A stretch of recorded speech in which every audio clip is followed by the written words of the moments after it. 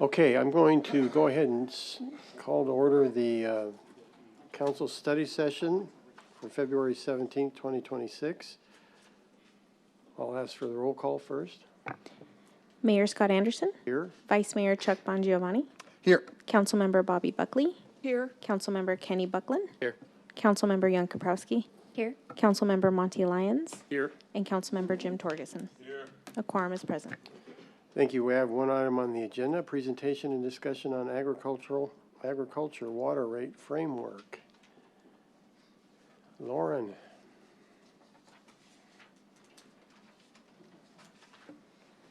Good evening, Mayor and Council.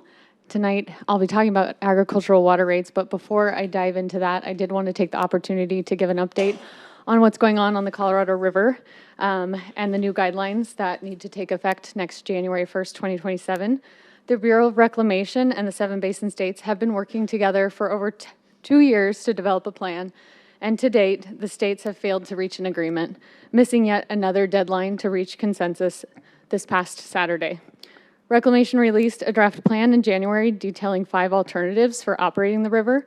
The only alternative Reclamation stated they believe that they can implement without an agreement is shown here on the screen.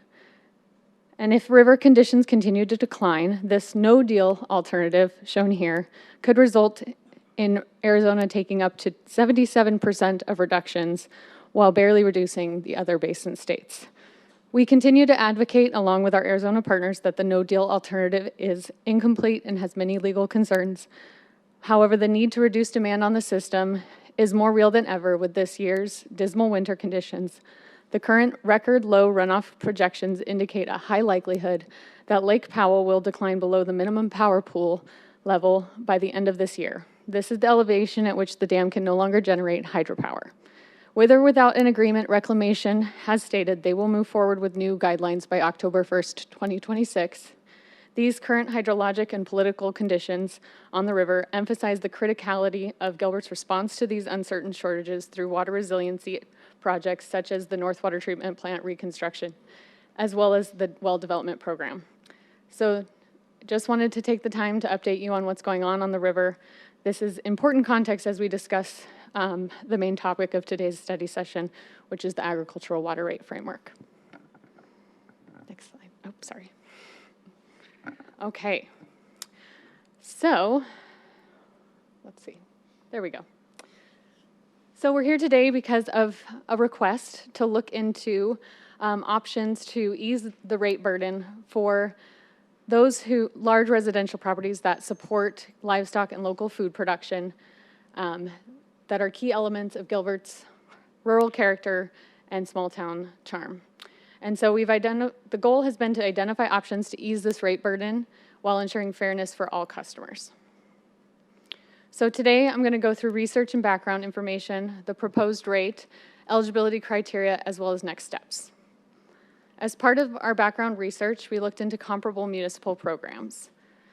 We were able to find 5 different comparable programs among cities in the western United States, a couple in California, one in Honolulu, a couple down in Tucson, as well as some options that neighboring cities do to allow residential properties to be on a landscape water rate. As we evaluated these programs, we saw that there were really just a handful of communities that have gone this route. There's a wide variability in the eligibility criteria, but they do tend to focus on local food production at either a commercial or nonprofit level. And the ones that are closer to home, the neighboring cities here in the valley, they have allowed residential customers to be on a reduced rate, but they require an additional meter, which is a high upfront cost. And so we really haven't found an industry standard. They were all really developed to meet the needs of the individual communities, which is how we've taken the approach for what we'll present to you today. In addition to the background information on comparable programs, we also wanted to go into important background information as far as Arizona and Gilbert water policy and history.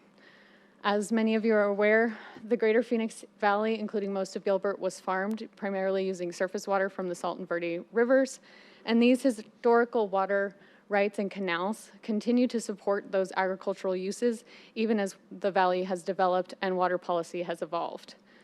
The main evolution of our water policy took place back in 1980 with the Groundwater Management Act. This act was adopted due to drastic declines in groundwater levels seen throughout the areas shown on the map. And it established water rights for all types of uses, municipal, industrial, agricultural, etc. And an important piece of it was that it limited agricultural acreage to what was in production between 1975 and 1980. This also led to the development of the Assured and Adequate Water Supply rules, which Gilbert is subject to. The Assured and Adequate Water Supply rules require us to prove 7 different criteria that develop a 100-year assured water supply. I want to focus on number 7, which is meeting the management plan.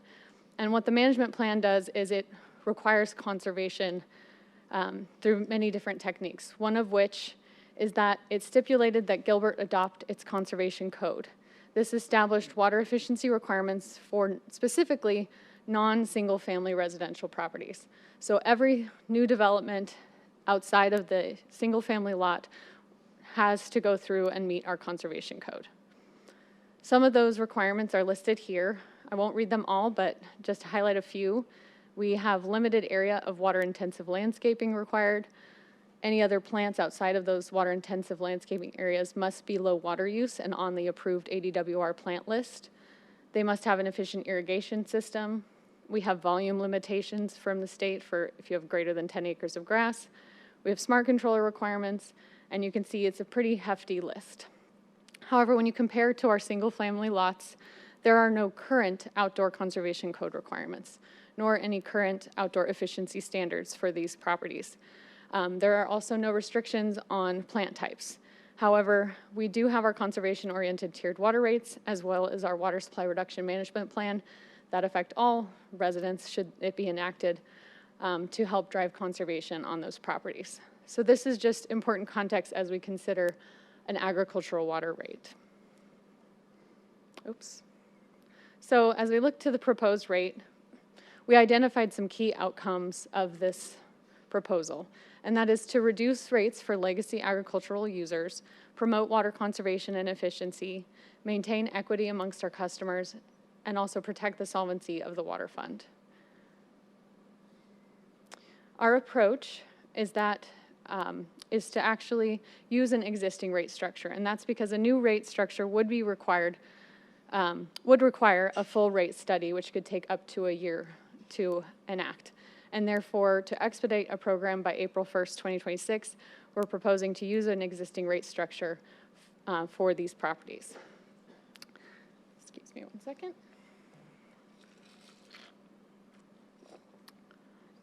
So the proposed rate is to establish criteria that would allow qualifying properties to switch from the tiered residential rate to the landscape water rate. Why the landscape water rate? Because it's an approved rate that doesn't require a new rate structure through a rate study. It was selected because the water that these residential properties use is used outdoors, which peaks in the summer and has a greater impact on the water system. It's what is charged to commercial customers for their outdoor water use. And we are proposing that it will apply to all water use by the customer, because if it applied to, if we did separate billing between indoor and outdoor use, we would require a new meter to do so. So let's take a look at what that would look like under the proposed option A that you'll see later today. And here are the tiered residential rates, and here's the non-residential landscape rate. The non-residential landscape rate comes in just above the third tier from 21 to 30,000 gallons at $6.49 per 1,000 gallons, and the non-residential landscape rate is at $6.58 per 1,000 gallons. So let's take a look at what that would mean for a customer who may be eligible, which we'll go through the eligibility criteria later. And right here on this graphic, we have on the x-axis the water usage, and on the y-axis the water volume cost, and comparing the residential rate to the landscape rate. And you can see that the break-even point is at about 45,000 gallons per month. So if the annual usage for a customer who's eligible under the program uses at least 45,000 gallons per month, this rate would save them money.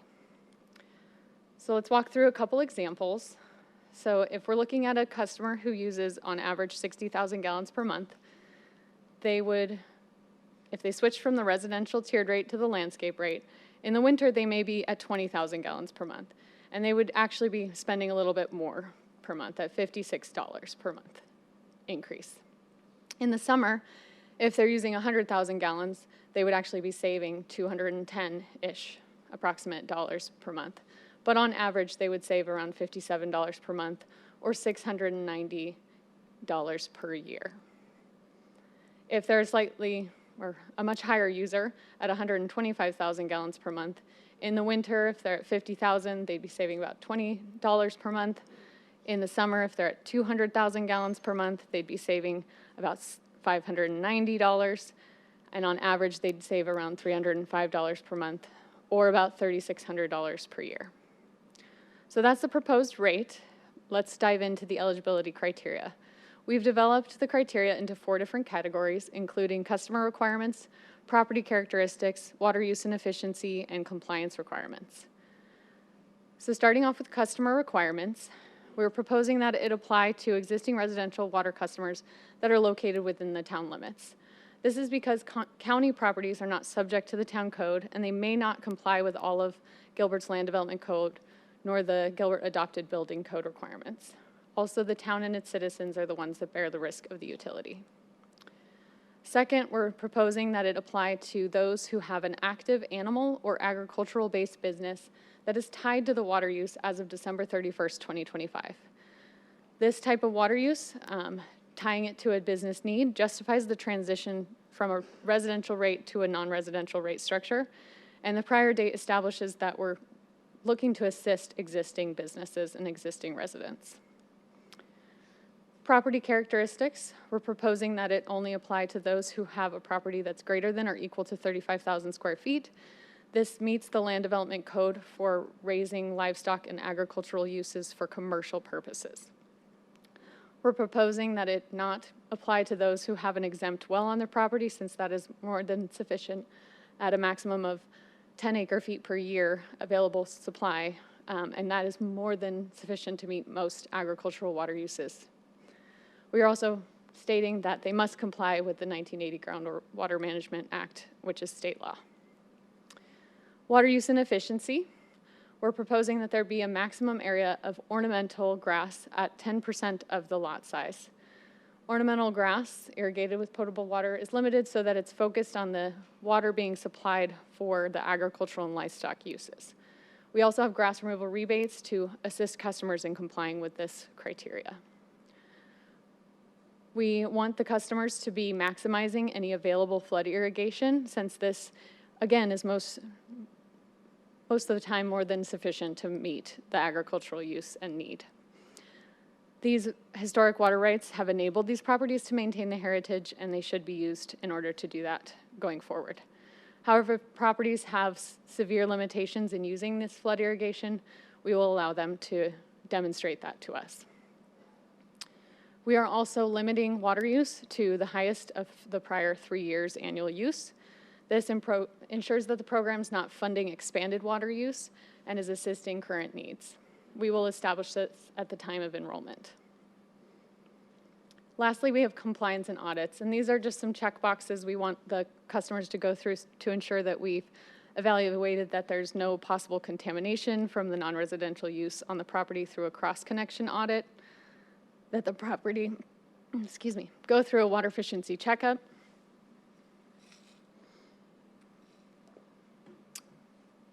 to ensure that they're using water as efficiently as possible and finding ways to further reduce their bill, and that we review the land development code specifically for the quantity of livestock on the property.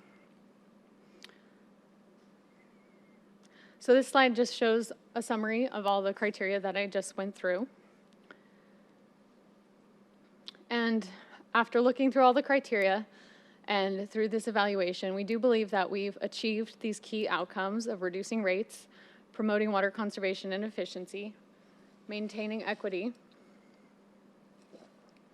but we're still evaluating the impacts on the water fund because we haven't implemented the program yet, and we are proposing it as a pilot in order to really evaluate that. We do believe that as As shown, the proposed framework aligns with our strategy for water resilience. Excuse me.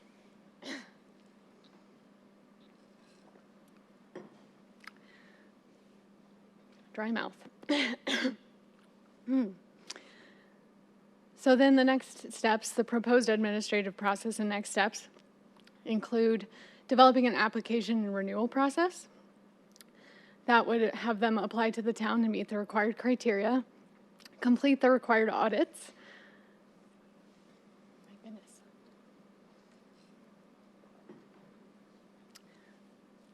Have us approve and make the change to the billing code, do an annual review.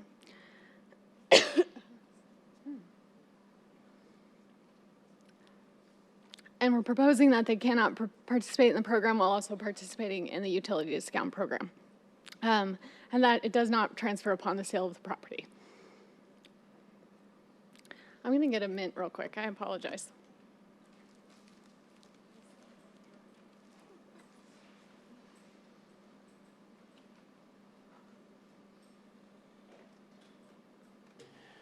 Take your time. We can make Eric come up and finish. Water shortage in my mouth here.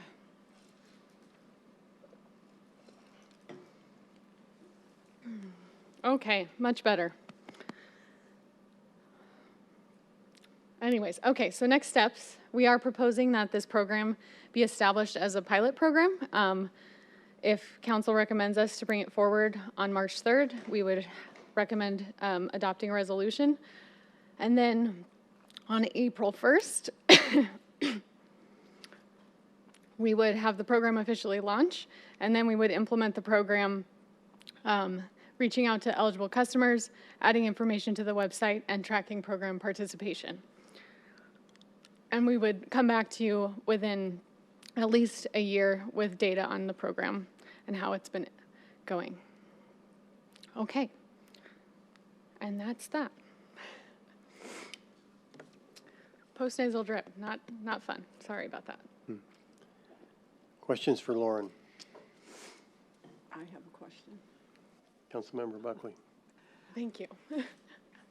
Lauren, thank you so much. You guys did a lot of work in a short period of time, so we appreciate that. My question I have, do we know how many, do we have a number yet of how many acre lots that are considered like little farms, you know, mini farms or whatever they want to call them? We've been able to do some preliminary research and look at some of the criteria, and so we know there's about 500 properties that are in the 35,000 square foot size or larger and use about 45,000 gallons per month, but we don't know yet how many of those are actually farms. We think it's likely significantly lower than that number, but we've done some preliminary analysis, and we know it's significantly below that number. Okay. Did you search a certain area or a certain demographic? We did. For those? We were actually able to reach out to the 2 farmers markets that are within the area as well, and we there were only about 5 farms that are run out of Gilbert that sell at the local farmers market. And then we've been working with a handful of residents on the program as well. Okay, okay. Is there a maximum on the number of, you know, you're saying they have to be over 35,000 feet, but what if there's one that comes in that has, you know, 10 acres that's considered, you know, a small farm or ranch or whatever? We don't have a maximum size. However, there starts to be more requirements from the state. I think once you become a farm of 10 acres or larger, and I don't believe we have any properties larger than 10 acres within the town that operate this way. Yeah. On a single-family residential we property. might want to define that in there, that, you know, larger than 35,000 square feet, but not over a certain square feet, because that's probably going to come up. Yeah, we can definitely look into that, but I do think as far as the single-family residential properties, I'm not aware of ones that were over that 10-acre threshold. Okay, But we'll so- look into So it. it has to be a home, a lot and a home where someone lives. So if someone just has a vacant land, that doesn't qualify. Correct.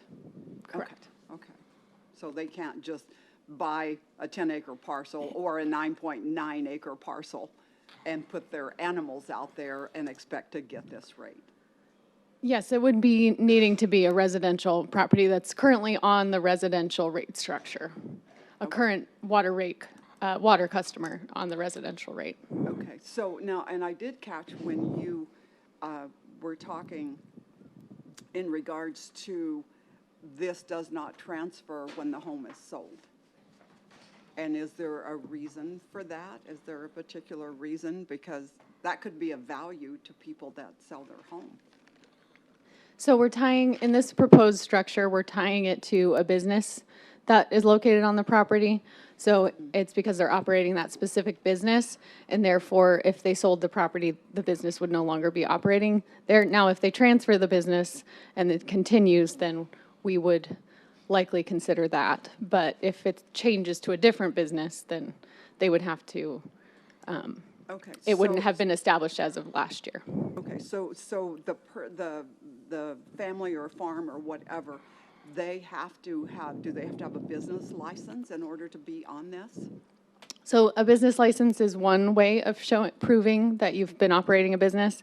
However, agricultural and livestock raising type businesses are not, they're exempted from getting a business license from Gilbert because of state law. So we can't charge a fee for them. So they would have to prove to us otherwise through tax records or say they're on a vendor list at a local farmer's market, those types of things.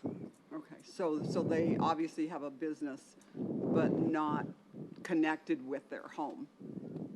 Is that what you're saying?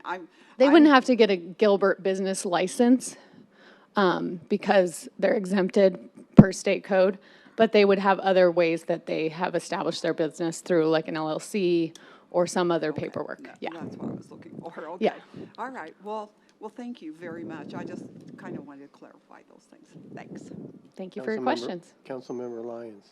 I just wanted to clarify, and I believe you acknowledged this with Councilmember Buckley, but you guys did do some crosstalks with citizens that came in, if I understood what you guys shared with us. And their general feedback from what you had shared with me was positive toward this, correct? Yes, positive feedback. There's still some hesitancy of not sure if it will benefit everybody. Obviously, that water use threshold under this rate structure doesn't apply. You know, some people may be under that threshold. And just questions about the criteria, but once we explained, there was some general acceptance and positivity about it. All right, did you get any negative feedback from any of them? No. Okay, thank you very much. Vice Mayor. Thank you, Mayor. One thing I'd like us to consider, that deadline you have for 12/31st, I'd rather see us come up, when we decide, when we do vote on this, reconsider that date, because maybe we might be able to get some people that are doing a business now that isn't necessarily, I want to say licensed or taxed or those kind of things. Maybe we can make a couple of people a little bit more honest if they come to the table a little later with that. It's just something for us to consider. Yeah, I definitely appreciate that comment and question. We definitely, if there's just ways for them to prove that they've been operating as a business, there's various ways they could prove that to us.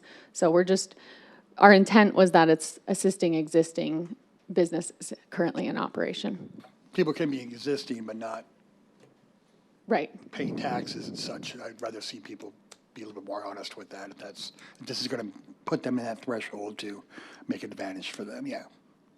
Thanks. I have just one more Yes, question. Councilmember Buckley. Now, I hope I didn't lose that question. Oh, my gosh. I'm going to have to come back to it, but it was, okay, I'll come back. I'll Thank you. Any other questions? No? Thank you, Lauren. I think we just give general direction here, is that correct, Chris? That to go ahead and prepare Yeah, the Mayor Anderson, resolution? that's correct. If the council wants, would like staff to bring this forward as an ordinance or as a resolution, Resolution, yeah, then we'll do so. okay. Do we know how soon that would be? We're proposing to bring it on March 3rd. March 3rd? Thank you. Any other questions? Thank you. Thank you. Well done. That was our only item on the study session, so I'll take a motion to adjourn. We are adjourned. We will re-adjourn at 6 o'clock for the schools. Regular meeting at 6:30.